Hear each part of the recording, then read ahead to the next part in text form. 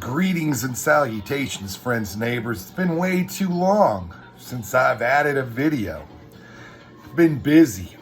And that's no excuse, but check out my TikTok channel, and I throw drink recipes up there every so often, every Thursday, as a matter of fact. Today I'm going to talk about an album that I just picked up. I haven't owned it on LP, and that's Depeche Mode, Music for the Masses. Playing it in the background right now. This is the 2007 180 gram vinyl release by Rhino Records, and of course our good friends at Sire, and Mute in the UK. I thought it was a good idea to return to this record and kind of talk about my thoughts about this record. Grew up in the 80s, and for me, Depeche Mode was one of those outlier bands, because when I was coming up in the 80s, the popular music was rock. I mean, I was into Bon Jovi and Van Halen and Motley Crue. But I knew who Depeche Mode was. I was familiar with them.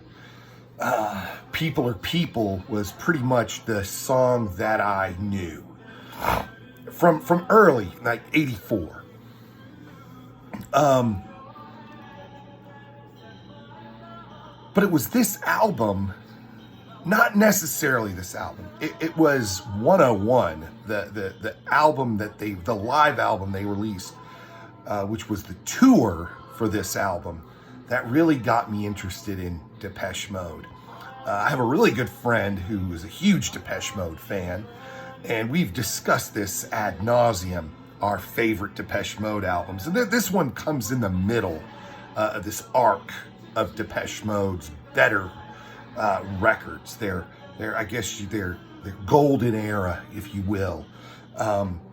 Beginning with Black Celebration, and then this album, and then Violator, and then Songs of Faith and Devotion, which was my favorite record because it came out when I was in high school. I remember standing in line, waiting for it to come out. I remember buying it the day release.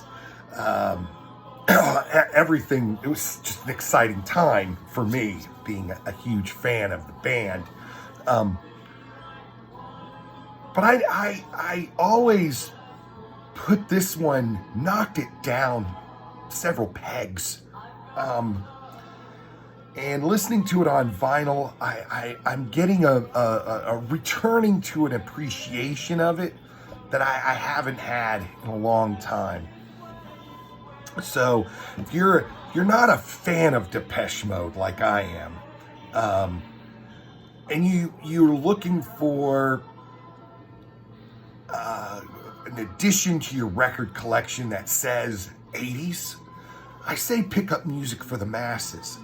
Now, if you are a fan of Depeche Mode, I'm curious to know where you place Music for the Masses on your Depeche Mode list. Where does it fall for you? I feel like this is one of those, if you didn't like Depeche Mode before you heard this record, this was probably the record that got you to like them. Unless that was Violator.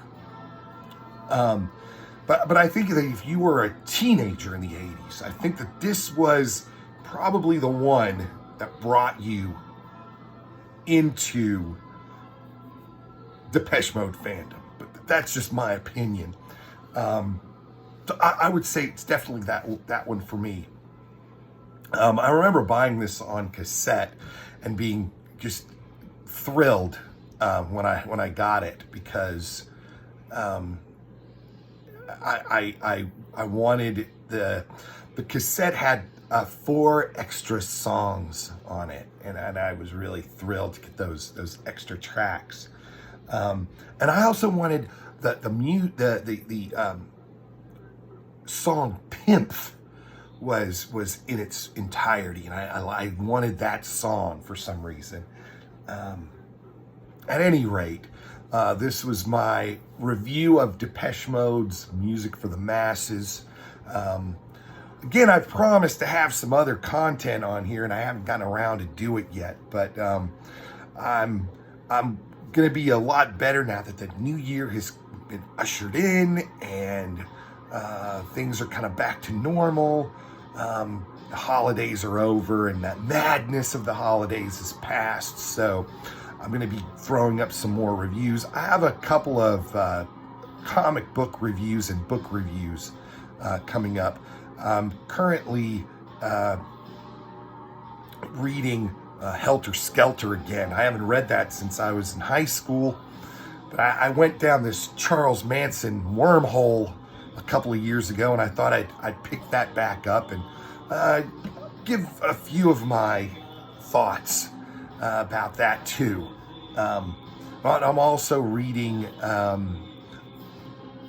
the My Effin' Life by Geddy Lee, his autobiography. So I've got some thoughts there too. So until next time, as Keanu Reeves says in Point Break, vaya con Dios.